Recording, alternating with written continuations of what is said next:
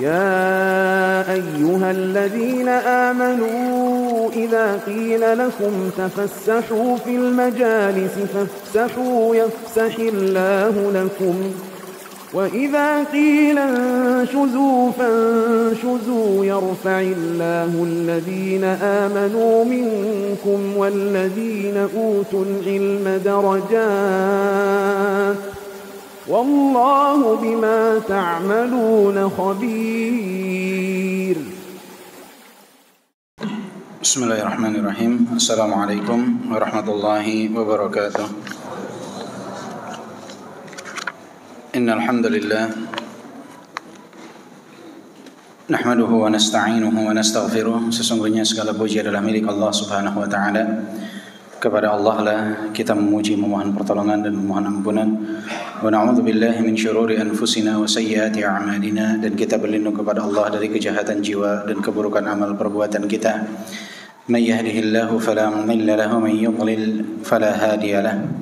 Siapa yang Allah Subhanahu wa taala berikan hidayah, tidak ada yang dapat menyesatkannya, dan siapa yang disesatkan, tidak ada yang dapat memberikan hidayah baginya. Wa asyhadu an la ilaha illallah rabbi wahdahu la syarika lahu wa asyhadu anna Muhammadan abduhu wa rasuluh. Dan kita bersaksi tidak ada yang berhak disembah selain Allah. Allah adalah Rabb kita, Zat yang Maha Esa, tiada sekutu baginya. Dan kita bersaksi bahwa Nabi Muhammad adalah hamba dan utusan Allah. Ya ayyuhalladzina amanu taqullaha haqqa tuqatih wa la tamutunna illa wa antum muslimun. Wahai orang-orang yang beriman, bertakwalah kepada Allah dengan sebenar-benarnya takwa, dan janganlah wafat melainkan dalam keadaan Islam. Ya ayuhan nas ittaqu rabbakum alladhi khalaqakum min nafsin wahidah wa khalaqa minha zawjaha wa batha minhuma rijalan katsiran wa nisaa wattaqullaha alladhi tasaaluna bihi wal arham innallaha kana 'alaikum raqiba. Wahai sekalian manusia, bertakwalah kepada Allah. Allah adalah zat yang menciptakan kalian dari jiwa yang satu, yang darinya lah Allah jadikan pasangan, kemudian dari keduanya lah Allah karuniakan keturunan yang banyak. Bertakwalah kepada Allah Subhanahu wa taala yang kalian saling meminta dengan menyebut namanya, dan peliharalah silaturrahim. Sesungguhnya Allah Subhanahu wa taala Maha mengawasi atas diri-diri kalian. Ya ayyuhalladzina amanu taqullaha wa qulu qawlan sadida yuslih lakum a'malakum wa yaghfir lakum dhunubakum wa may yuti'illaha wa rasulahu faqad faza fawzan 'azima. Wahai orang-orang yang beriman, bertakwalah kepada Allah dan berkatalah perkataan yang benar. Niscaya Allah akan memperbaiki amalan kalian dan mengampuni dosa-dosa kalian. Siapa yang taat kepada Allah dan Rasul-Nya, maka sungguh dia telah mendapatkan kemenangan yang besar. I'lamu fa inna asdaqal hadithi kitabullah. Ketahuilah, sebaik-baik ucapan adalah kitabullah, firman Allah. Wa khairal hadi hadi Muhammadin sallallahu alaihi wasallam. Dan sebaik-baik petunjuk adalah petunjuk Nabi Muhammad sallallahu alaihi wasallam.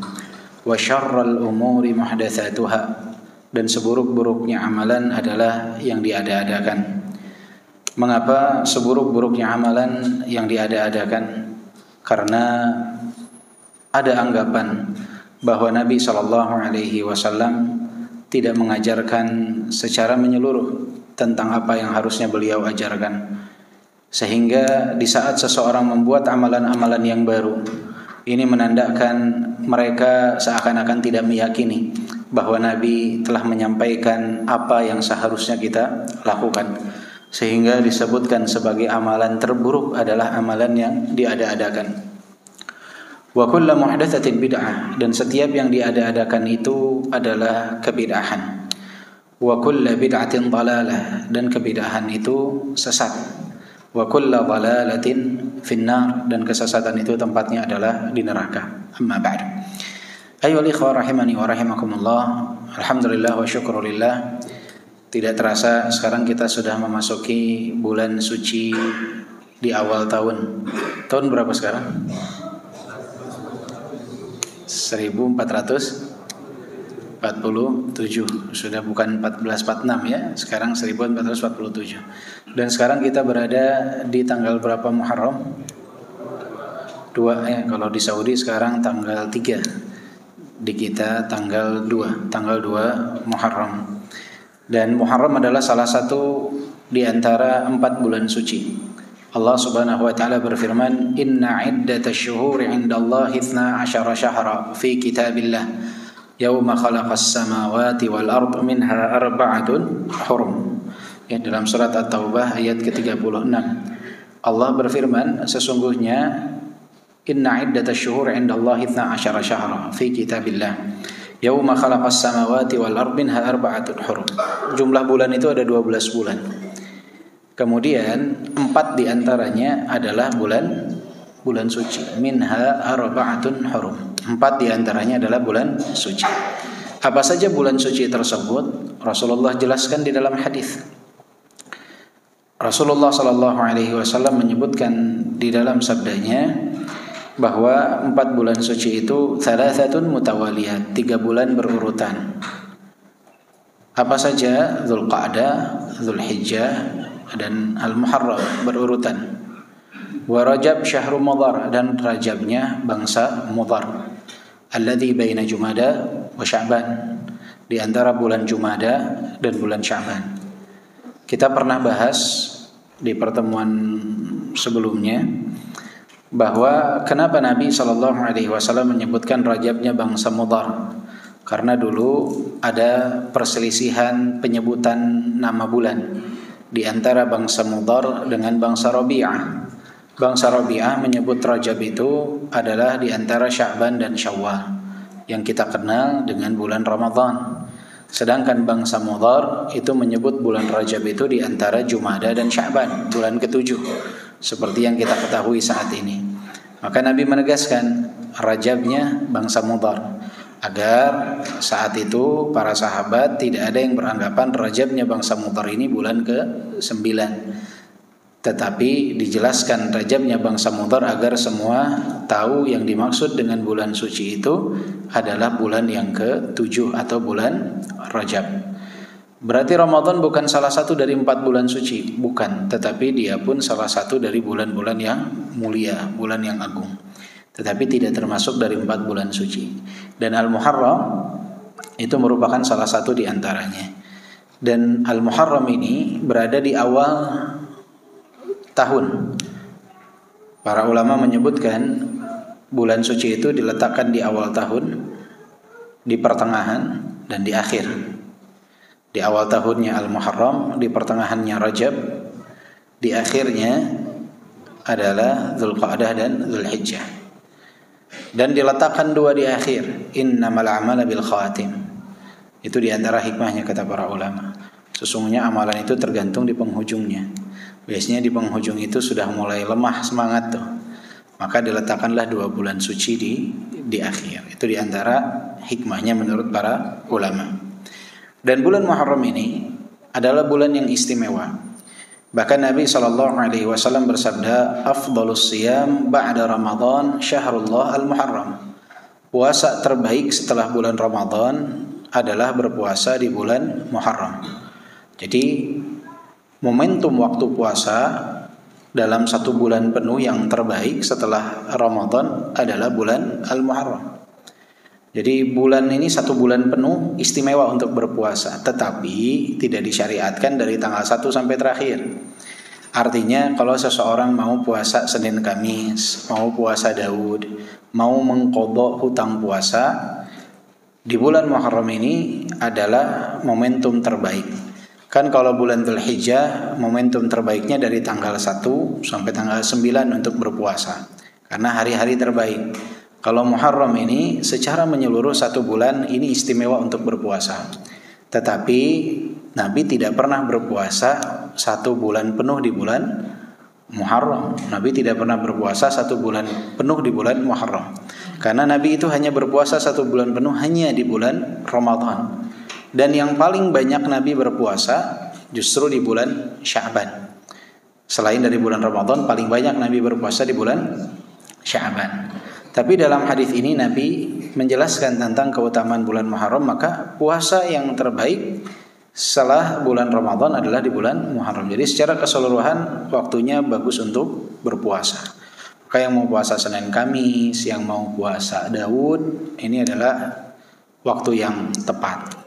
Kemudian dari 1 bulan itu ternyata ada 2 hari yang memiliki keistimewaan untuk kita berpuasa.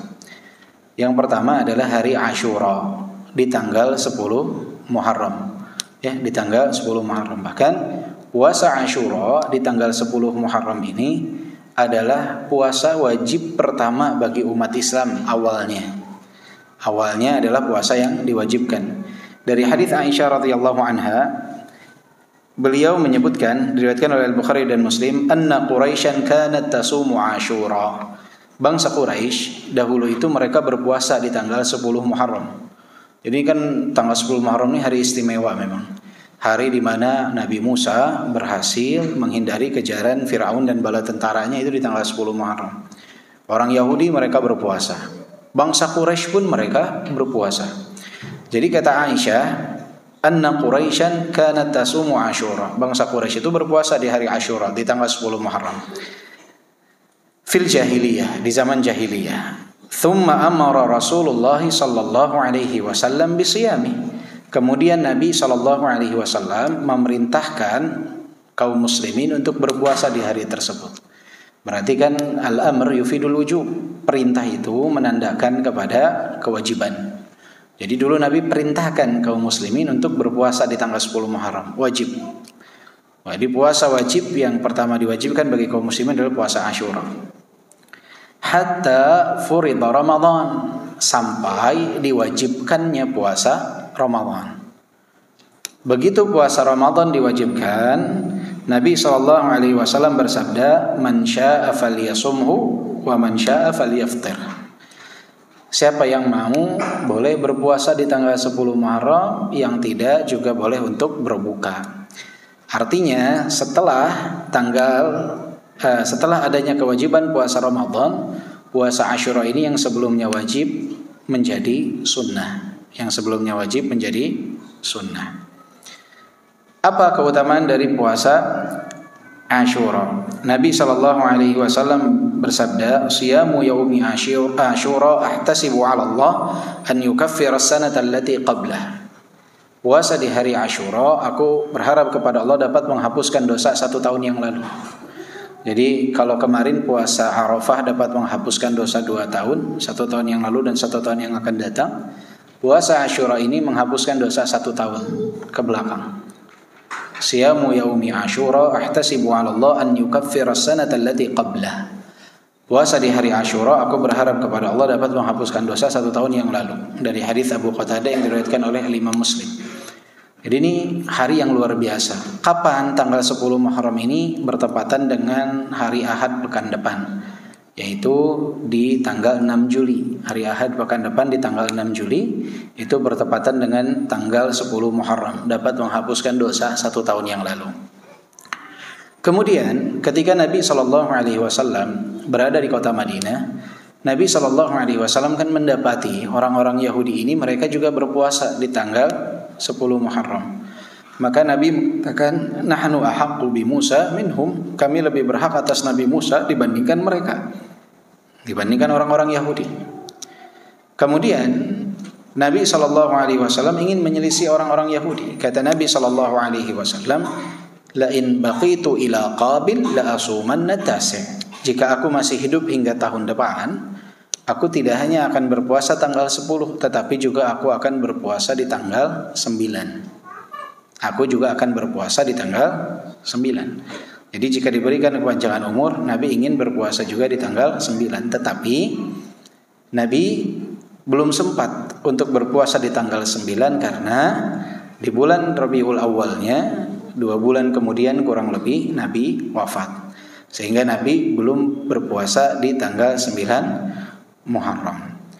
Dan dari sinilah para ulama menyebutkan bahwa berkenaan dengan puasa Asyura itu di awal masa Islam, awal hukumnya adalah wajib. Ketika datang kewajiban puasa Ramadan di tahun kedua Hijriah, berpindah dari wajib menjadi sunnah. Dan di akhir hayat Nabi SAW, sunnahnya tidak hanya tanggal 10 saja, bertambah menjadi tanggal 9 yang dikenal dengan hari Tasu'a. Tanggal 9 yang dikenal dengan hari Tasu'a. Sehingga yang terbaik seseorang ya berpuasa 2 hari, 9 dan 10. Jadi bertepatan dengan tanggal 5 Juli pekan depan, hari Sabtu. Seperti hari ini nih, Sabtu pekan depan, dan hari Ahad. Jadi 2 hari usahakan untuk mengajak keluarga, kawan semua untuk berpuasa. Sebarkan sebanyak-banyaknya. Biasanya sih nanti dekat-dekat hari H-nya sudah banyak tuh seperti flyer-flyer atau ya foto-foto yang menjelaskan keutamaannya dan mengajak kita untuk menyebarkannya. Itu pahala insyaallah ya bagi siapa yang melakukannya. Dan bagaimana berkenaan dengan puasa di tanggal 11-nya? Apakah yang terbaik itu justru 9, 10, 11 atau bisa 10 dan 11? Ada sebuah hadis yang mana disebutkan dari hadis Ibnu Abbas yang diriwayatkan oleh Imam Ahmad, "Sumu yawma Ashura wa khalafu fihi al-yahud, sumu qablah yawman aw ba'dahu yawman." Berpuasalah di hari Ashura dan selisihlah orang-orang Yahudi. Berpuasalah sehari sebelumnya atau sehari setelahnya. Dan hadis ini dihukumi oleh Syekh Al-Albani sebagai hadis yang dhaif, hadis yang lemah. Karena di dalam sanadnya terdapat Ibnu Abi Laila dan beliau dihukumi sebagai seseorang yang buruk hafalannya, sehingga hadis yang disampaikan melalui jalan beliau dihukumi sebagai hadis yang dhaif. Karena dalam sanadnya ada Ibnu Abi Laila. Dan juga kalau dilihat dari hadis yang sahih, jika memang disyariatkan puasa tanggal 11, Nabi tidak akan menunggu sampai tahun berikutnya. Nabi akan mengatakan kepada para sahabat, puasalah esok hari tanggal 11. Tapi Nabi dalam hadis yang sahih yang disepakati kesahihannya mengatakan, la in baqitu ila qabil la asumanna tasi'. Jika aku masih hidup sampai tahun yang akan datang, aku akan juga berpuasa di tanggal 9. Ini menandakan bahwa jika memang disyariatkan tanggal 11, mengapa harus menunggu 1 tahun? Maka yang terbaik ya berpuasa di tanggal 9 dan 10. Tapi tanggal 11-nya nanti juga kan bertepatan dengan hari Senin ya. Ya kalau orang mau puasa dengan niat puasa Senin tidak masalah juga. Atau mau mengambil pendapat ulama yang mensahihkan hadis ini. Karena ada juga beberapa ulama yang mereka mengatakan yang terbaik itu puasanya 3 hari, 9, 10, 11. Kalau tidak 9, 10. Kalau nggak bisa 10, 11. Kalau tidak bisa minimal tanggal 10 saja. Minimal tanggal 10 saja. Namun Allahu a'lam, ana pribadi lebih condong kepada pendapat yang disyariatkan itu hanya 9 dan 10. Usahakan untuk berpuasa di hari tersebut ya. Puasa untuk di hari tersebut. Puasa apa? Tasu'a dan Asyura. Dan Asyura ini dalam sejarah Islam ternyata tidak hanya sebuah kejadian yang terjadi di zaman Nabi ketika Nabi memerintahkan untuk berpuasa di dalamnya. Bahkan di hari Asyura ini seperti yang tadi kita sampaikan, di zaman Nabi Musa berhasil lolos dari kejaran Firaun dan bala tentaranya juga di tanggal 10 Muharram. Dan 50 tahun setelah wafatnya Nabi SAW juga terjadi peristiwa wafatnya Al-Husain Ibn Ali radhiyallahu anhuma. Cucu dari Nabi SAW juga wafat di tanggal 10 Muharram di hari Asyura, di tanggal 10 Muharram di hari Asyura.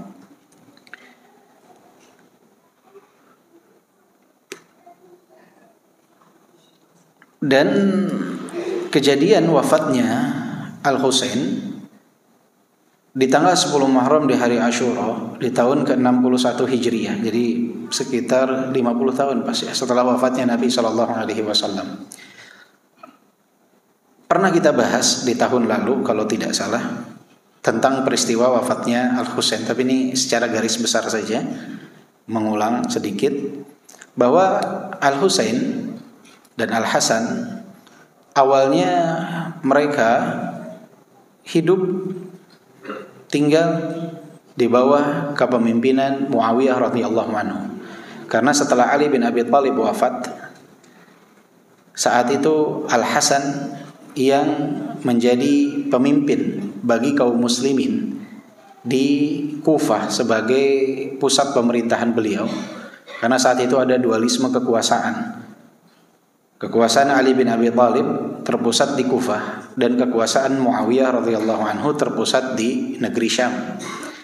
Saat itu ketika Ali bin Abi Thalib wafat, kekuasaan di daerah tersebut diambil alih oleh Al-Hasan radhiyallahu anhu, putra beliau, kakak dari Al-Husain. Dan Al-Hasan ini Nabi SAW pernah mengatakan, "Inna ibni hadza sayyid." Cucuku ini adalah seorang sayyid, tuan. Sayasrihullahu baina fi'atain 'azimatain minal muslimin. Allah akan menjadikan dia sebagai orang, sosok yang menjadi pemersatu di antara dua kelompok besar dari kaum muslimin. Dan betul saja, setelah wafatnya Ali bin Abi Thalib radhiyallahu anhu, sekitar 6 bulan kemudian, di bulan Rabiul Awal di tahun ke-41 Hijriah, Al-Hasan menyerahkan kekuasaan kepada Muawiyah radhiyallahu anhu, sehingga terjadi persatuan kaum muslimin saat itu. Muawiyah radhiyallahu anhu menjadi khalifah bagi kaum muslimin di bulan Rabiul Awal di tahun 41 Hijriah. Dan ini pun sesuai dengan sabda Nabi SAW. Nabi mengatakan, khilafatun nubuwah, khilafah kenabian itu, kata Nabi, 30 sanah, 30 tahun. Jadi jika dihitung dari kepemimpinan Abu Bakar As-Siddiq sampai penyerahan Al-Hasan kepada Muawiyah, itu pas sekali 30 tahun. Setelah itu kata Nabi akan ada kerajaan Mamalik, kerajaan-kerajaan dari Bani Umayyah, Bani Abbasiyah, dan yang lainnya. Nah, ketika Muawiyah menjadi pemimpin bagi kaum muslimin di tahun 41 Hijriah, Al-Hasan, Al-Husain, dan semua sahabat meyakini dan menganggap Muawiyah sebagai khalifah. Mereka ikut berperang bersama Muawiyah, berada di bawah kepemimpinan Muawiyah radhiyallahu anhu. Muawiyah sahabat yang mulia, penulis wahyu, asistennya Nabi SAW. Ketika Muawiyah wafat, kekuasaan beralih kepada putranya Yazid bin Muawiyah. Yazid ini orang yang tidak dikenal kesolehannya, kecakapannya, sehingga banyak para sahabat yang saat itu mereka masih hidup, banyak sekali yang istimewa, yang mulia. Al-Hasan, Al-Husain, Abdullah ibn Umar, banyak sahabat yang mulia yang masih hidup. Sedangkan Yazid tidak dianggap layak untuk menjadi pemimpin, sehingga banyak yang enggan untuk berbaiat kepada Yazid bin Muawiyah, termasuk Al-Husain, karena Al-Hasan sudah wafat saat itu ketika Muawiyah menjadi wafat dan diserahkan kekuasaan kepada Yazid bin Muawiyah. Saat itu di tahun ke-60 Hijriah berdatangan surat kepada Al-Husain dari negeri Kufah, meminta Al-Husain untuk menjadi khalifah agar mereka mau berbaiat kepada Al-Husain. Diundang Al-Husain ke negeri Kufah. Datang surat itu banyak sekali, mungkin lebih dari 500 surat, meminta agar Al-Husain datanglah kemari, kami akan membaiatmu sebagai khalifah. Dan saat itu Al-Husain mengirim saudaranya Muslim ibn Aqil untuk berangkat ke Kufah, melihat betulkah apa yang mereka katakan. Oh betul, terkumpul sangat banyak sekali orang yang berbaiat kepada Al-Husain. Jumlahnya itu ribuan, jumlahnya banyak sekali. Maka diberikanlah kabar kepada Al-Husain, betul nih mereka memang berbaiat dan ingin membaiatmu sebagai khalifah. Maka Al-Husain bersiap tuh menjelang pelaksanaan haji. Ketika kaum muslimin tarwiyah menuju Mina, Al-Husain dan keluarganya itu berangkat menuju ke Kufah. Dan diingatkan oleh banyak sahabat saat itu untuk tidak berangkat. Tapi Al-Husain melihat ini maslahat bagi kaum muslimin, gak bisa kita berada di bawah kepemimpinan Yazid bin Muawiyah. Dan saat itu Al-Husain juga belum berbaiat kepada Yazid bin Muawiyah. Hingga akhirnya qadarullah wa ma syafa'al, Muslim ibn Aqil ternyata dikhianati oleh ahlu Kufah. Dan Muslim ibn Aqil dibiarkan seorang diri ketika berhadapan dengan pasukannya Yazid bin Muawiyah. Hingga akhirnya Muslim ibn Aqil dibunuh di sana, dikhianati oleh penduduk Kufah.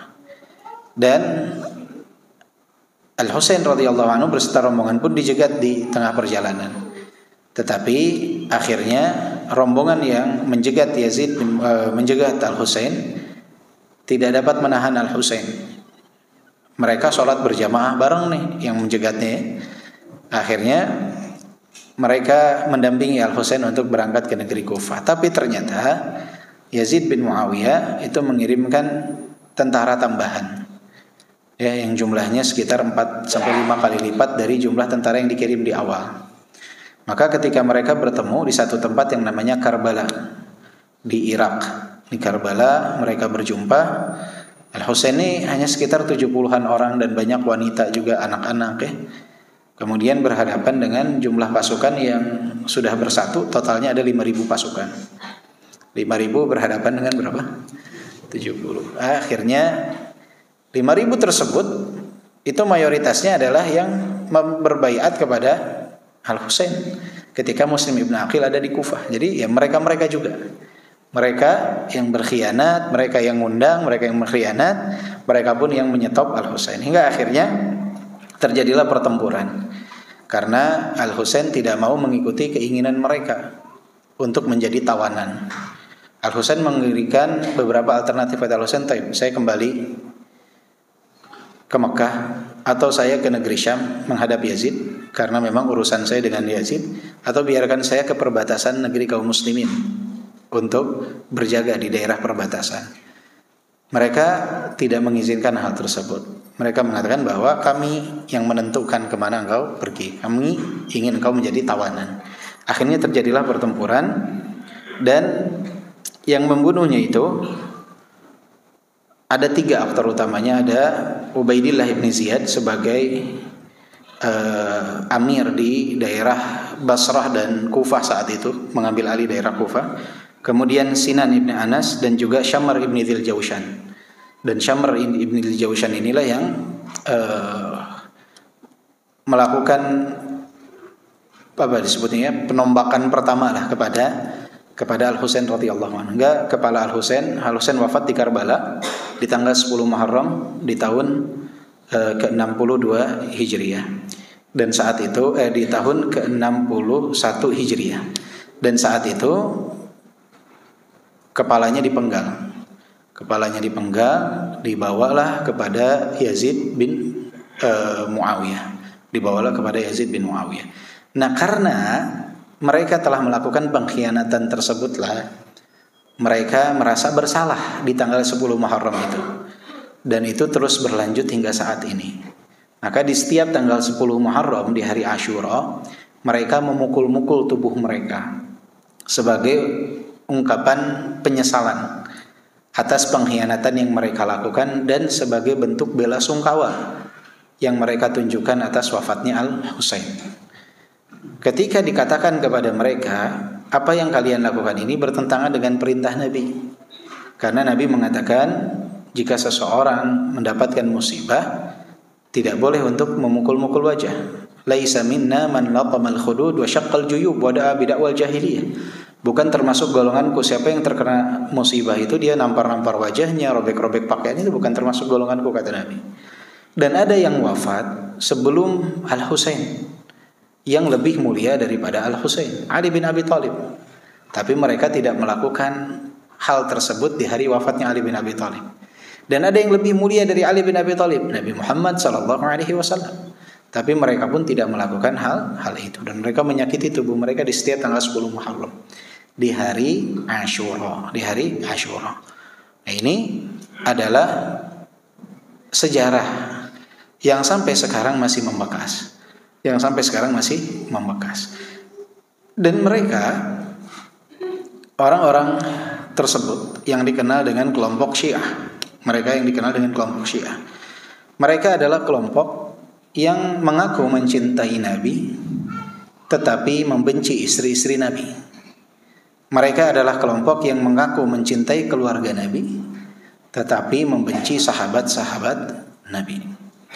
Jadi lisan mereka itu sangat kotor terhadap sahabat-sahabat Nabi, sangat kotor kepada istri-istri Nabi. Dan tidak heran, tidak aneh, karena mereka adalah bisa dibilang turunannya dari Abdullah ibn Saba al-Yahudi, yang bisa dibilang bahwa Yahudi musuh Islam dari luar, mereka memusuhi Islam dari dalam. Mereka mengkafirkan Abu Bakar As-Siddiq, Umar ibn Al-Khattab, Uthman ibn Affan, Abu Hurairah, Abdullah ibn Umar, Aisyah radhiyallahu anha, Hafsah, banyak sahabat. Hanya sedikit saja yang selamat dari lisan mereka. Bahkan Aisyah mereka tuduh dengan tuduhan melakukan perzinahan waliyadzubillah. Mereka menuduh sahabatnya Nabi kafir. Abu Bakar ini sahabatnya Nabi, mertuanya Nabi dituduh kafir. Umar sahabatnya Nabi, mertuanya Nabi dituduh kafir. Uthman sahabatnya Nabi, menantunya Nabi 2 kali. Bukan hanya dengan 1 anak, dengan 2 anak Nabi. Wafat yang satu, dinikahi yang kedua, dituduh kafir. Istri Nabi dituduh berzina, dituduh kafir.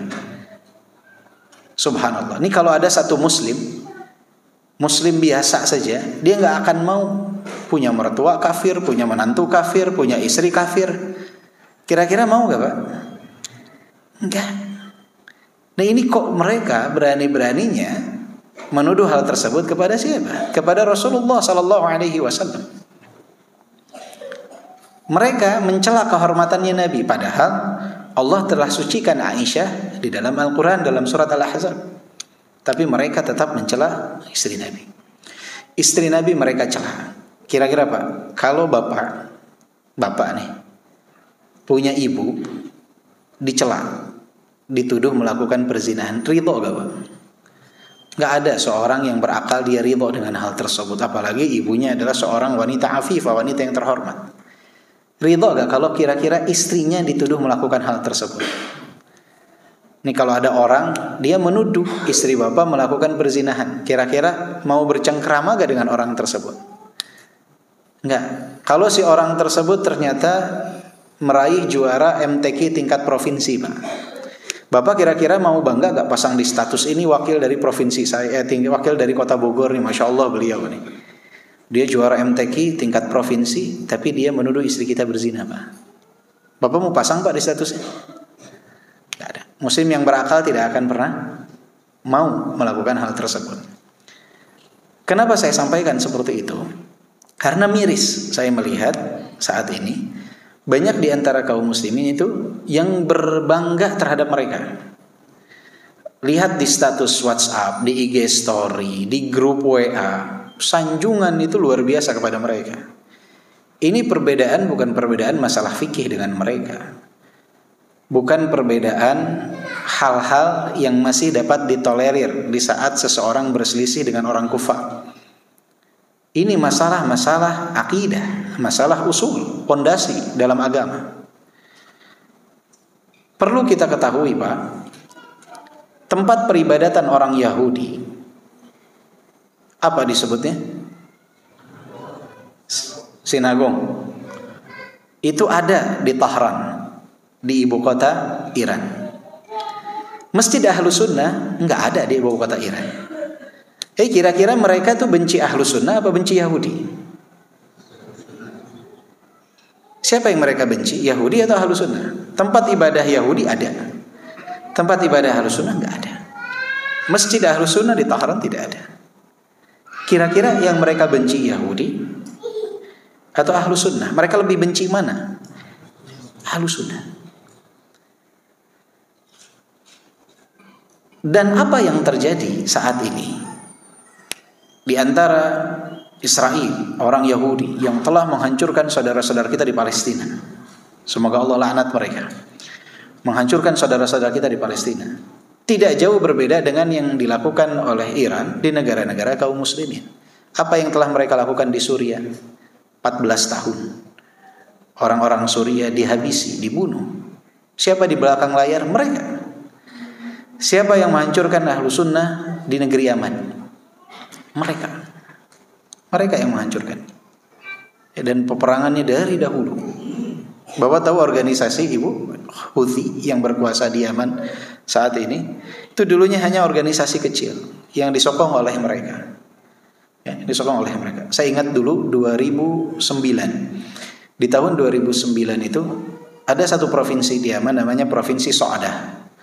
Satu provinsi itu banyak orang-orang Houthi di dalamnya. Dan ini penting untuk disampaikan. Kenapa? Agar jangan ada yang mengira bahwa itu mungkin di buku saja tulisannya. Ini saya ceritakan kejadian real dan nyatanya, biar ada gambaran seperti apa keganasan mereka. 2009, ketika menjelang bulan Ramadan di bulan Sya'ban, di Provinsi So'adah itu ada satu perkampungan namanya Perkampungan Ahlus Sunnah Darul Hadits Dammaj namanya. Di sana Ahlus Sunnah lebih dari 5.000 orang tinggal di lokasi tersebut dari berbagai negara, Amerika, Perancis, Indonesia, Libya, banyak sekali. Nah, bulan Sya'ban itu sudah masuk musim liburan akhir tahun, 3 bulan, 4 bulan libur di sana tuh akhir tahun. Libur semester 2 ya, libur semester 2. Ada satu rumah sakit yang dibangun oleh pemerintah Saudi di Provinsi So'adah itu, namanya Rumah Sakit As-Salam. Di rumah sakit itu semua free. Bapak sakit nih, tinggal datang, dicek sama dokter, obat, pengecekan semua gratis. Operasi gratis. Yang nungguin pun dikasih makan gratis. Jadi yang nunggu orang yang sakit itu dapat makan gratis. Semua dari A sampai Z gratis. Dokternya dari mana-mana.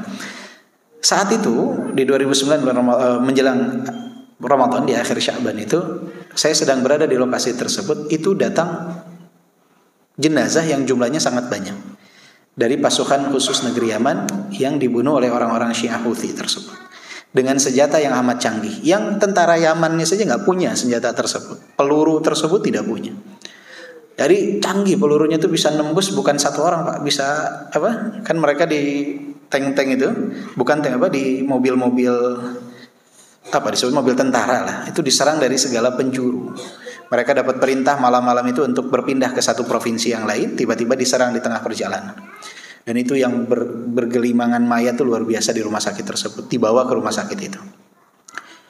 Di tanggal 4 Ramadannya di perkampungan Ahlus Sunnah di Dammaj itu sore menjelang berbuka puasa ba'da asar.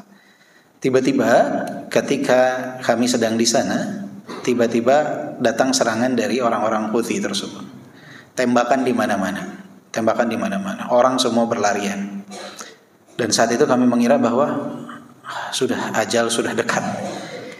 Semua ajal sudah dekat. Waktu itu jadwal masaknya orang Indonesia. Jadi orang Indonesia itu di Dammaj dapat jadwal masak 7 hari.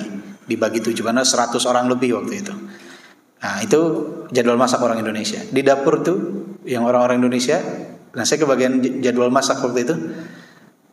Udah termenung gitu, lihat ini ajal kita nih hari ini nih 4 Ramadan nih. Serangan di mana-mana ya.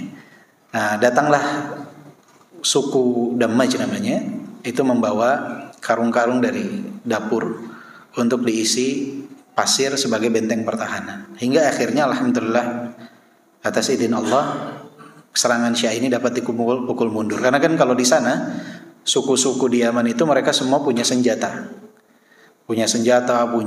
bahkan ada yang punya tank, ada yang punya basoka, lengkap kalau di sana. Sukunya nggak kayak di tempat lain. Di sana tuh sukunya bersenjata. Jadi kalau ada serangan udah siap semua. Karena kemana-mana mereka bawa senjata. Jadi kalau di Yaman tuh nggak heran mereka keluar tuh bawa AK-47, bawa pedang di sini nih, Jambia disebutnya, bawa FN di kantong tuh. Hampir semua seperti itu. Alhamdulillah bisa dipukul mundur. Itu serangan bertubi-tubi Pak ke pondok Ahlus Sunnah tersebut. Sampai akhirnya alhamdulillah ada gencatan senjata. Di 2011 mereka menyerang kembali. Masjid kena dan banyak yang wafat saat itu. Hingga akhirnya kaum muslimin di Dammaj itu dipaksa untuk keluar dari Dammaj kalau mau selamat. Akhirnya ada perjanjian bahwa Dammaj itu harus dikosongkan dari penduduk luar kampung asli, yang hanya dibolehkan di sana penduduk asli, yang lain semua keluar. Itu yang mereka lakukan kepada Ahlus Sunnah di saat mereka punya kekuatan. Itu yang mereka lakukan kepada Ahlus Sunnah di saat mereka mayoritas. Ditindas, dihabisi. Itu yang berlaku di Yaman tuh, di Suriah. Jadi ketika sekarang ada peperangan di antara mereka, tidak harus seorang ahlu sunnah itu berdiri di salah satu pihak atau mendukung salah satu pihak. Cukup ditonton saja. Dan doakan agar Allah Subhanahu wa taala menyelamatkan kaum muslimin yang ada di antara mereka. Menyelamatkan negeri-negeri kaum muslimin. Bukan malah memasang di status berbangga-bangga dengan tokoh-tokoh Syiah yang sehari-hari lisan mereka mencela sahabat Nabi, mencela istri Nabi SAW. Kita senang ketika negara Yahudi diserang, alhamdulillah ada yang nyerang. Tetapi bukan berarti kita harus mengagung-agungkan para pencela istri Nabi dan sahabat-sahabat Nabi. Dan ini salah satu nikmat yang Allah karuniakan itu di saat orang zalim menghancurkan orang zalim. Jangan mengatakan juga berarti mereka dari dulu betul-betul musuhan. Enggak juga, Pak. Mereka tuh saudara, adik kakak bisa dibilang. Sekarang jangankan adik kakak beda negara yang bisa perang, adik kakak satu darah saja, perkara waris berapa banyak yang bunuh-bunuhan. Artinya ketika mereka dekat, itu bukan berarti mereka tidak bisa bermusuhan. Jadi cukup untuk dinikmati saja, doakan agar Allah berikan keselamatan bagi negeri-negeri kaum muslimin dan orang-orang Islam. Jangan sampai seorang ahlu sunnah yang mengaku mencintai sahabat Nabi, mengaku mencintai istri Nabi, kemudian membangga-banggakan, mengagung-agungkan para tokoh-tokoh yang mencela dan mencaci maki istri Nabi dan sahabat Nabi. Kalau ada kecondongan dalam hatinya, saya lebih milih yang menang Iran nih. Kalau sebatas itu nggak masalah. Tetapi kalau sampai mengagung-agungkan, memulia-muliakan, nih nggak ada tuntunannya seperti itu. Kalau kita senang lah ini diserang, wah Irannya menang nih, saya lebih dukung ini nih, lebih bahaya bagi kaum muslimin nih Yahudi daripada Iran. Versi dia misalkan dalam hati dia tanamkan seperti itu. Kalau sebatas dalam hati nggak masalah. Walaupun pada hakikatnya yang satu musuh di luar, satu musuh di dalam. Tapi kalau sebatas dalam hati ada kecondongan, nggak masalah.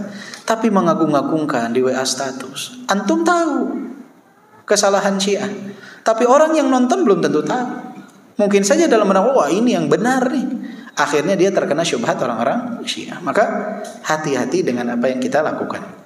Dan kelak di hari akhir zaman, yang akan membantu Dajjal itu adalah orang-orang Yahudi dari Asfahan. Asfahan itu ada di Iran. Jaraknya kalau Bapak Ibu naik bis dari Tahran, dari ibu kota Iran itu sekitar 6 jam. Perkampungan Yahudi di Asfahan itu ada. Sekarang pun masih ada. Perkampungan Yahudi di Asfahan itu 6 jam dari Tahran. Nah nanti yang akan membantu Dajjal di akhir zaman adalah Yahudi Asfahan. Yahudi yang berasal dari Asfahan. Yahudi yang berasal dari sana. Sekarang ke Iran orang Indonesia tanpa visa. Ada yang mau ke sana? Siapa mau jalan-jalan gitu ke Iran? Walhasil itu yang ingin saya sampaikan, bahwa seorang ahlu sunnah harus bisa bijak. Jangan sampai kok merasa bangga dengan, bayangkan saja nih orang mencela ibu kita, ibu kaum mukminin, Aisyah radhiyallahu anha. Kok kita bangga gitu, mengagungkan dia, memuliakan dia.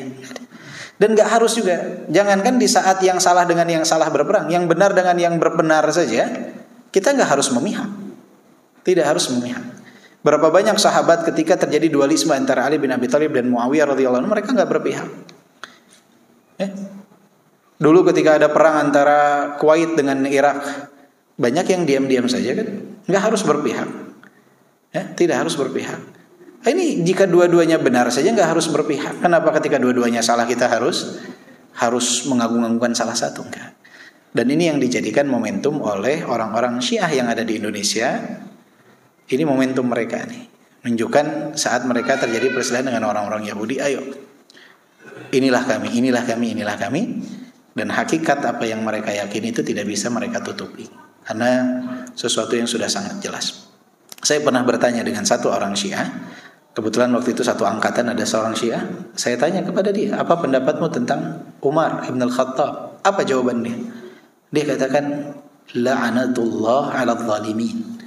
Allah melaknat orang-orang zalim. Itu keluar dari lisannya. Ketika saya tanya apa pendapatmu tentang Muawiyah, kalau itu mah udah nggak ada kata-kata kiasan, udah langsung keluar cacian dan makian kepada Muawiyah radhiyallahu anhu. Itu dari lisan mereka. Itu yang keronco-keronconya tuh Pak. Itu dari kelompok ekstremis Zaidiyahnya. Bukan Rafidhah yang paling parahnya. Itu dia mantu Zaidiyah yang paling ringan dari kelompok Syiah. Cuman dia memang ekstremisnya Zaidiyah. Dari kelompok Jarudiyah Zaidiyah. Bisa dibayangkan kelompok Rafidhah Itsna Asyariyah gimana lisan mereka kepada para sahabat Nabi Muhammad SAW. Semoga kita pahami. Baik. Kelamaan mukaddimahnya. Ya, baik. Jadi jangan lupa nanti puasa tanggal berapa? 9 dan 10 hari apa? Sabtu dan Ahad. Jadi Sabtu depan insyaallah puasa ya. Insyaallah puasa Sabtu dan Ahad. Baik, kita lanjutkan pembahasan kita dari kitab Fawaidul Fawaid, dan kita sekarang masuk ke dalam subbab Al-mutadzakkiruna ayatillah, orang-orang yang mengingat ayat-ayat Allah. Allah Subhanahu wa taala berfirman, "Walladzina idza dzukkiru biayati rabbihim lam yakhirru 'alaiha summan wa 'umyana." Dalam surat Al-Furqan ayat ke-73.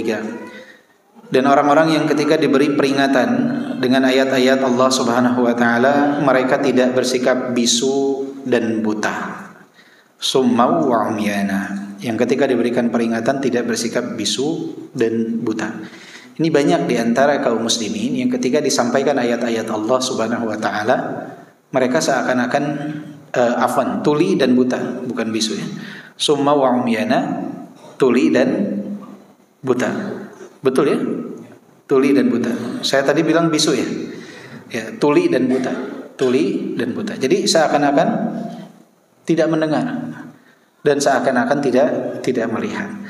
Jadi hanya menjadikan Al-Quran itu sebagai ayat bacaan saja. Padahal kalau ayat-ayat Al-Quran ini dia buka telinganya, dia buka matanya, itu ada peringatan-peringatan yang harusnya dia gemetar hatinya saat membaca. Gemetar hatinya saat membaca. Pernah saya dapati ada orang di Masjidil Haram itu baca juz amma, Pak. Juz amma itu kan sebenarnya kalau kita resapi, isinya tuh istimewa, Pak. Tentang siksa neraka itu sangat banyak sekali. Di dalam juz amma, juz ke-30. Amma yatasaalun 'anin naba'il 'azim. Tentang hari kiamat, Masya Allah. Itu orang baca juz amma, baca satu ayat nangis. Baca ayat kedua nangis. Susah payah dia, Pak. Dia lanjutkan ayat-ayat tersebut. Sampai kok ini berarti orang yang membaca dengan apa? Dengan membuka telinga dan membuka kedua matanya. Bukan sesuatu yang kecil. Makanya banyak kadang imam Masjidil Haram itu nggak bisa melanjutkan Al-Fatihah padahal yang dia baca. Tidak bisa melanjutkannya. Berhenti lama. Kemudian baru melanjutkan kembali. Kenapa? Saat mereka membuka telinga dan mata mereka dengan membaca Al-Quran tersebut. Jadi tidak sebatas membacanya. Nah, ini PR besar bagi kita. Apakah kita mentadaburi Al-Quran saat membacanya atau tidak? Kalau kita tadaburi Al-Quran tersebut saat membacanya, harusnya hati kita itu gemetar. Harusnya bergejolak dalam hati itu. Bayangkan baca Al-Fatihah saja. Alhamdulillahi Rabbil Alamin. Segala puji bagi Allah Subhanahu wa ta'ala, Rabb seluruh alam semesta. Itu kan di saat kita baca, kita ingat nikmat yang Allah berikan, udara yang Allah berikan, penglihatan, telinga. Kalau kita betul-betul mentadaburinya, kayaknya sulit bagi kita untuk melanjutkan kepada ayat berikutnya. Saking rasa syukur itu tumbuh saat membaca ayat tersebut. Ketika kita baca Ar-Rahmanir Rahim, ingat segala kasih sayang Allah Subhanahu wa ta'ala kepada kita. Dan rahmat yang kita harapkan kelak di akhirat akan Allah berikan kepada kita. Karena tidak ada yang masuk surga kecuali karena rahmat Allah Subhanahu wa ta'ala. Jadi kalau kita baca Al-Quran, kemudian kita buka telinga kita, buka mata kita dengan betul-betul membukanya, pembukaan yang hakiki, tidak hanya yang secara nampak saja, tapi betul-betul hakikatnya dibuka, itu sesuatu yang akan istimewa sekali. Perubahan diri kita dalam kehidupan betul-betul akan ada perubahan yang signifikan. Maka kita harus berupaya belajar, saya, Bapak, Ibu semua, belajarlah kita untuk selalu membuka mata dan telinga kita saat membaca Al-Quran. Muqatil berkata, "Idza wu'idhu bil Qur'an lam yaqa'u 'alaihi summu lam yasma'u wa umyanan lam yubsiru walakinnahum sami'u wa absaru wa iqanu bih."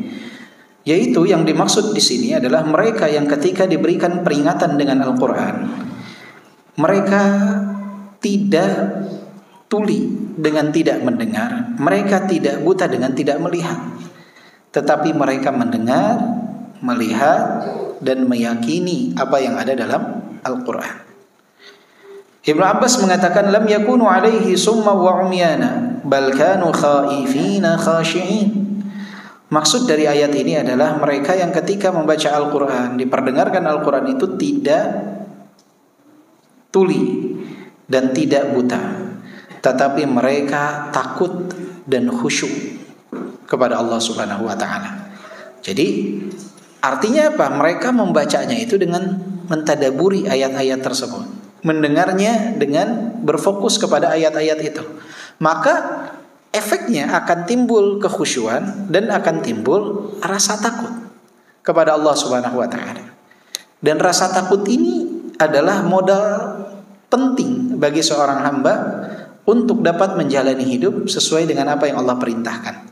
Dan rasa takutnya makhluk kepada Al-Khaliq itu berbeda dengan rasa takut makhluk kepada makhluk. Kalau makhluk takut dari makhluk, dia akan menjauh dari makhluk tersebut. Manusia takut singa, ketemu singa lari dia. Itulah rasa takut makhluk kepada makhluk. Berbeda rasa takut makhluk kepada Al-Khaliq. Rasa takut makhluk kepada Allah Subhanahu wa ta'ala. Ketika makhluk itu memiliki rasa takut kepada Allah Al-Khaliq, itu dia tidak akan menjauh, justru dia akan mendekat. Jadi jangan disamakan. Oh, kenapa saya harus takut? Saya nggak mau takut kepada Allah, saya mau mencintai Allah. Cinta harus, takut harus, harapan harus. Dan rasa takutnya jangan difahami rasa takut makhluk kepada makhluk. Ini makhluk kepada Al-Khaliq. Jadi rasa takut itu muncul yang akan semakin mendekatkan kita kepada Allah Subhanahu wa ta'ala. Kapan rasa takut ini muncul? Kata Ibnu Abbas, di saat seseorang mendengarkan ayat Allah, membaca ayat Allah, dia tidak butakan pandangannya dan dia tidak tulikan pendengarannya. Jadi betul-betul mendengarkan dengan seksama. Wa qala al-Kalbi yakhirruna 'alaiha sam'an wa basara. Menyikapinya itu dengan tidak membutakan mata dan juga tidak menulikan pendengaran. Artinya betul-betul fokus. Al-Farra mengatakan, wa idza tuliya 'alaihimul Qur'an lam yaqudu 'ala halihim al-ula ka'annahum lam yasma'u fadzalikal khurur. Yaitu mereka yang ketika dibacakan ayat-ayat Allah Subhanahu wa ta'ala, mereka tidak duduk pada posisi mereka, tetapi seakan-akan mereka tidak mendengar. Itu enggak cuek. Fadzalikal khurur, itulah yang dimaksud dengan al-khurur. Jadi di sini Allah berfirmankan, walladzina idza dzukiru biayati rabbihim lam yakhirru. Mereka yang ketika diberikan peringatan tentang ayat-ayat Allah, lam yakhirru. Lam yakhirru ini kalau secara bahasa artinya tidak tersungkur. Tidak tersungkur. Tetapi dimaknai itu adalah mereka tidak bersikap tuli dan buta. Jadi tidak bersikap dimaknainya. Nah, Al-Farra mengatakan yang dimaksud dengan al-khurur dalam ayat yang mereka tidak tersungkur, itu maksudnya kata beliau bukan tidak tersungkur, tetapi yang mana mereka itu tidak cuek ketika dibacakan ayat-ayat Allah Subhanahu wa ta'ala. Wa sami'atul Arab taqul qa'ada yashtimuni ka qaulika qama yashtimuni wa aqbala yashtimuni. Dan kadangkala dalam bahasa Arab itu ada kata-kata yang berbeda maknanya sama. Contohnya adalah ini, qa'ada yashtimuni, duduk mencelaku, qama yashtimuni, berdiri mencelaku, wa aqbala yashtimuni, datang mencelaku. Ini dianggap sebagai satu makna yang sama, walaupun dengan lafaz-lafaz yang berbeda. Khulasah, kesimpulannya kata Ibnu Qayyim, wal ma'na ma dzukiru lam yasiru indaha summa wa umyana. Mereka itu tidak tuli dan juga tidak buta saat mendengar atau melihat ayat-ayat Allah Subhanahu wa taala. Wa qala az-Zajjaj, berkata az-Zajjaj, maknanya idza tuliyat alaihim kharru sujada wa bukiya. Maknanya adalah ketika dibacakan ayat-ayat Allah Subhanahu wa taala kepada mereka, mereka kharru sujada wa bukiya, mereka tersungkur sujud dan menangis. Sami'ina mubsirin, mendengar dan melihat, kama umiru bih, sebagaimana diperintahkan. Wa qala Ibnu Qutaibah, ay lam yataghafalu anha ka'annahum summun lam yasma'uha wa umyun lam yarauha. Maknanya mereka tidak lalai, tidak ghaflah. Seakan-akan mereka itu orang-orang yang tuli tidak mendengar atau orang-orang yang buta tidak melihat. Jadi mereka itu tidak lalai ketika dibacakan ayat-ayat Allah, betul-betul fokus ke dalamnya. Jadi di sini bisa ditarik kesimpulan bahwa lam yakhirru, mereka itu bersikap tidak tuli dan juga tidak buta. Para ulama di sini ada yang memaknakan secara zahirnya, yang mana mereka itu betul-betul ketika dibacakan itu mereka tersungkur sujud kepada Allah Subhanahu wa taala dengan anggota tubuh mereka. Ada yang memaknai yang dimaksud di sini adalah tersungkur secara makna, artinya hati mereka yang tunduk. Dengan apa? Dengan tidak tidak menulikan pendengaran mereka dan tidak membutakan mata mereka. Artinya mereka betul-betul fokus dan tidak cuek terhadap ayat-ayat tersebut. Betul-betul mereka mentadaburinya. Jadi ada yang memaknai secara lahir, ada yang memaknai secara makna, ada yang memaknai secara makna. Artinya mereka itu betul-betul tunduk dan patuh kepada Allah Subhanahu wa taala ketika dibacakan ayat-ayat Allah Subhanahu wa taala. Maka di sini disebutkan huna amron, di sini ada dua perkara kata beliau. Dzikrul khurur wa taslitun nafi alaihi wa hal huwa khururul qalbi aw khururul badan lisujud. Disebutkan makna khurur, kemudian ada nafi di dalamnya. Apakah itu bermakna khurur hati, tertunduknya hati, au khururul badan, atau tunduknya badan, tubuh yang betul-betul tersungkur sujud. Atau ini yang dimaksud adalah tersungkurnya hati, hati yang tunduk ketika dibacakan ayat-ayat Allah Subhanahu wa taala. Wa hal ma'na lam yakun khururuhum an samamin wa amahi falahum 'alaiha khururun bil qalbi khudu'an aw bil badani sujudan. Jadi di sini ada dua kemungkinan kata beliau. Yang pertama itu, kemungkinan pertama yang dimaksud di sini adalah tersungkur dalam bentuk badan. Ketika dibacakan ayat-ayat Allah mereka tunduk, artinya mereka sujud. Ya, mereka tunduk artinya mereka sujud. Ada yang dimaknai juga, yang dimaksud di sini adalah seseorang itu ketika dibacakan ayat-ayat Allah tunduk hatinya, tidak membutakan pendengaran mereka dan juga penglihatan mereka. Dan ini sebetulnya kalau dilihat dari konteks ayatnya, ini yang paling tepat. Dan kalau dilihat dari penafsiran mayoritas para ulama, inilah yang paling tepat. Yang paling tepat adalah ini. Tetapi apakah memang tidak disyariatkan seseorang sujud ketika mendengarkan ayat-ayat Allah? Disyariatkan ketika berjumpa dengan ayat sajadah.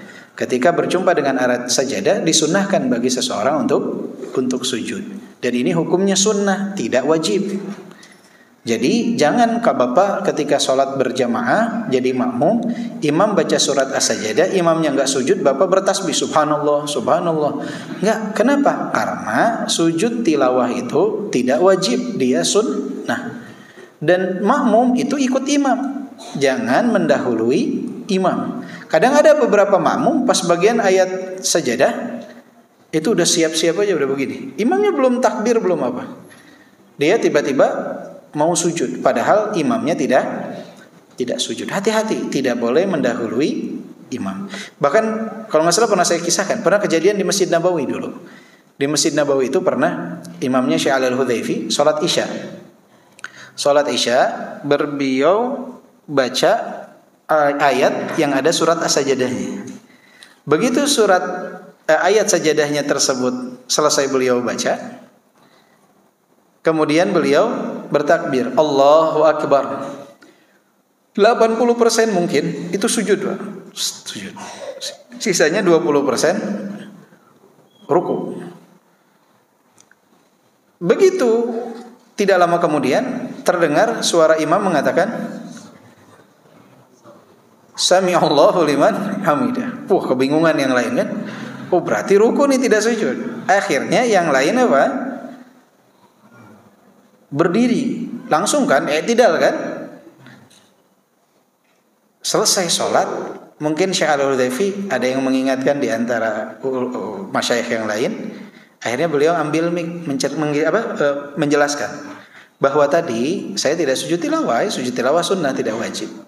Bagi yang tadi tidak ruku, kemudian malah sujud dan langsung berdiri i'tidal, maka silahkan mengulangi 1 rakaat. Kenapa? Karena ruku adalah rukun salat. Ruku adalah rukun salat. Tidak sah rakaat tersebut kata Syekh. Harus diulangi 1 rakaat. Kemudian nanti sujud sahwi setelah salam. Mayoritasnya kan gak ngerti apa yang dijelasin sama Syekh. Orang asing banyak kan ya. Bubar mereka. Dan ini adalah pengalaman bagi kita Pak, bahwa kita harus tahu mana rukun sholat, mana kewajiban sholat. Jangan sampai kita tidak tahu, karena konsekuensinya adalah bisa tidak sah sholat kita ketika rukun tersebut tidak dilaksanakan, atau sengaja meninggalkan kewajiban pun tidak sah sholat kita, kecuali kalau meninggalkan kewajibannya karena lupa, bisa diganti dengan sujud sahwi. Rukun itu mudahnya ya, rukun itu semua gerakan di dalam sholat kecuali tasyahud awal, itu rukun.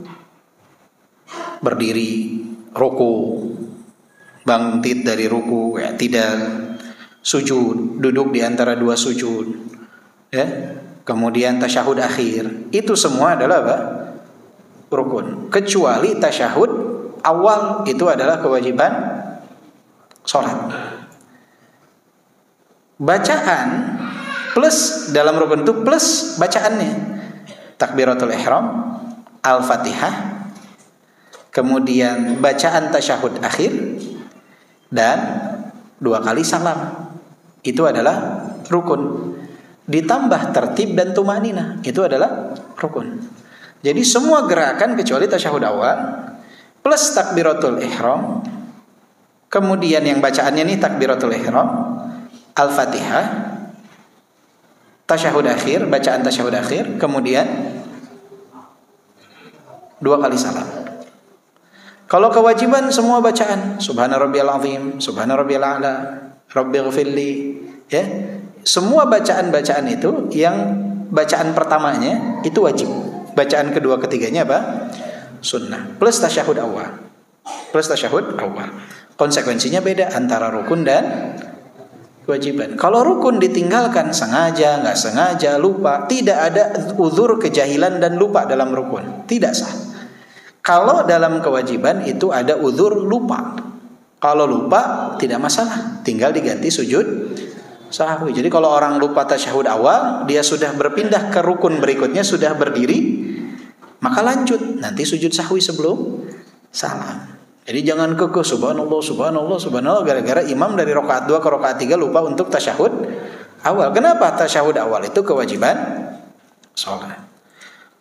Apakah Nabi mengatakan ini rukun, ini kewajiban? Tidak, Nabi tidak pernah mengatakan ini rukun, ini kewajiban. Tetapi para ulama beristinbat dari dalil yang ada, kemudian mengklasifikasikan ini rukun, ini kewajiban.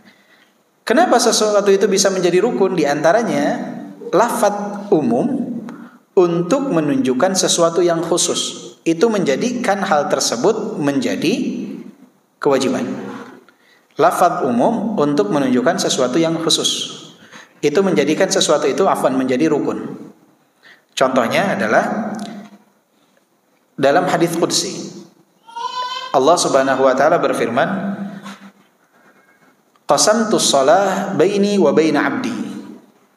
Aku membagi salat di antara aku dan hambaku. Kemudian detail dari hadis qudsi tersebut menjelaskan tentang Al-Fatihah. Maka kata para ulama, Al-Fatihah dalam hadis qudsi ini disebut dengan nama apa? Salat. Menandakan bahwa salat ini adalah rukun. Itu yang menjadi alasannya. Menandakan bahwa Al-Fatihah ini adalah rukun di dalam Salat. Ketika lafadz umum menunjukkan khusus. Lafadz salat untuk menunjukkan Al-Fatihah. Dan kebalikannya, faktor kedua yang menjadikan sesuatu itu disebut rukun adalah ketika lafadz khusus menunjukkan sesuatu yang umum. Contohnya firman Allah, warka'u ma'ar raki'in. Rukuklah bersama orang-orang yang ruku. Apakah ruku doang atau salat? Salat. Tapi salat ini disebut dengan nama ruku. Sehingga ruku ini masuknya dalam kategori rukun. Yang ketiga adalah jika hilangnya kesahan dari ibadah saat dia ditinggalkan. Idza nufiyatis shihah indal adam. Jika tidak sah ibadah itu saat tidak dilakukan. Contohnya apa? Tumaninah. Ketika ada orang yang sholat tidak tumaninah, kata Nabi apa? Shol fa innaka lam tusall. Sholatlah karena sesungguhnya engkau belum sholat. Artinya apa? Sholatnya tidak sah. Berarti dari sinilah tumaninah masuknya ke dalam rukun. Dan juga sabda Nabi, la sholata liman lam yaqra bi Fatihatil kitab. Tidak sah sholat seseorang yang tidak membaca Al-Fatihah. Dari sinilah para ulama mengklasifikasikan kepada menjadi apa? Rukun. Jadi itu 3 sebab yang dijadikan oleh ulama untuk mengklasifikasikan sebuah rukun. Lafadz khusus untuk menunjukkan umum, lafadz umum untuk menunjukkan khusus, dan ketidaksahan ibadah tanpanya. Menjadikan 3 hal itu parameter untuk mengklasifikasikan sesuatu itu menjadi rukun. Menjadi rukun. Ya. Jadi jika lafadz khusus untuk menunjukkan umum, qasamtu as-shalah baini wa baina 'abdi. Aku membagi salat di antaraku dan hambaku. Kemudian yang jelaskannya Al-Fatihah. Berarti ini Al-Fatihah disebut dengan nama salat. Berarti Al-Fatihah ini rukun. Atau lafadz khusus untuk menunjukkan umum, warka'u ma'ar raki'in. Rukulah bersama orang-orang yang ruku. Berarti ruku ini rukun salat. Yang ketiga, tidak sahnya sebuah ibadah tanpa adanya. Contohnya tentang tumaninah tadi. Shol fa innaka lam tusall. Salatlah sesungguhnya engkau belum salat. Nah, kita harus mengetahui hal-hal tersebut. Jadi sujud tilawah itu walaupun dia dianjurkan, tetapi dalam ayat ini lebih condong yang dimaksud adalah tunduknya hati. Jangan membisukan, jangan menulikkan telinga dan mata. Jadi buka telinga, buka mata saat membaca Al-Quran. Fahami, tadabburi ayat-ayat tersebut. Ya, jangan menjadi orang yang tuli dan buta. Dan ini adalah penjelasan dari hal itu. Orang yang mengingat di saat dibacakan ayat-ayat Allah Subhanahu wa ta'ala. Ya. Semoga Allah jauhkan kita dari ketulian dan kebutaan saat membaca ayat-ayat Al-Quran. Wallahu a'lam bishawab. Ada pertanyaan? Nggak ada? Oh, bukan. Nggak ada pertanyaan? Insyaallah berarti siap ditanya.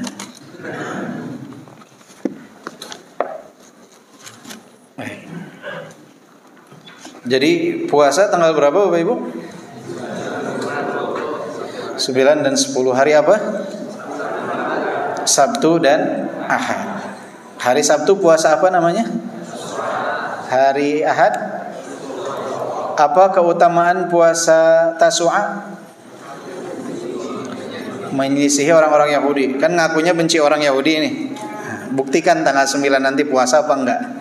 Itu cara pembuktian kebencian kepada orang Yahudi sesuai sunnah Nabi. Jadi yang paling tepat menunjukkan kebencian kepada Yahudi adalah puasa tanggal 9. Itu adalah sesuatu bentuk perselisihan yang paling dicontohkan oleh Nabi. Ya. Yang paling dicontohkan Nabi adalah puasa di tanggal 9 Muharram. Ya. Jadi tidak semata-mata memboikot jual beli dengan mereka, tetapi tidak berpuasa di tanggal 9 Muharram. Itu yang paling dicontohkan oleh Nabi. Tanggal 10 puasa Asyura keutamaannya apa? Dapat menghapuskan dosa 1 tahun ke belakang. Masya Allah ya. Jadi diajak, dimotivasi anggota keluarganya. Karena banyak yang mungkin tidak ngeh ya. Jadi apalagi di musim liburan kan, alhamdulillah anak-anak sedang liburan. Ya, motivasi mereka ya. Kasih apa mereka mau makanan apa buka puasanya. nggak apa-apa. Selagi ada rezekinya, biar mereka senang dan mereka termotivasi untuk berpuasa. Baik, mungkin itu yang bisa Anda sampaikan pada kesempatan kali ini. Semoga bermanfaat dan insya Allah kita bisa bertemu lagi di pekan berikutnya. Dan yang sebagai penutup sebelum saya baca doa kafaratul majelis, berhati-hatilah kita dari melakukan kesalahan.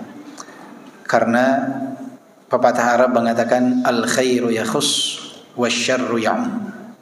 Kebaikan itu akan kembalinya kepada individu, tapi keburukan itu kembalinya kepada orang banyak. Efeknya. Jadi kalau orang berbuat baik, orang akan bilang si fulan baik. Tapi kalau orang berbuat salah, berbuat keburukan, orang tidak akan mengenal si fulannya saja, tapi dia akan bilang orang kampung sana mah begitu, suku itu mah begitu, pengajian itu mah begitu. Padahal yang salah apa?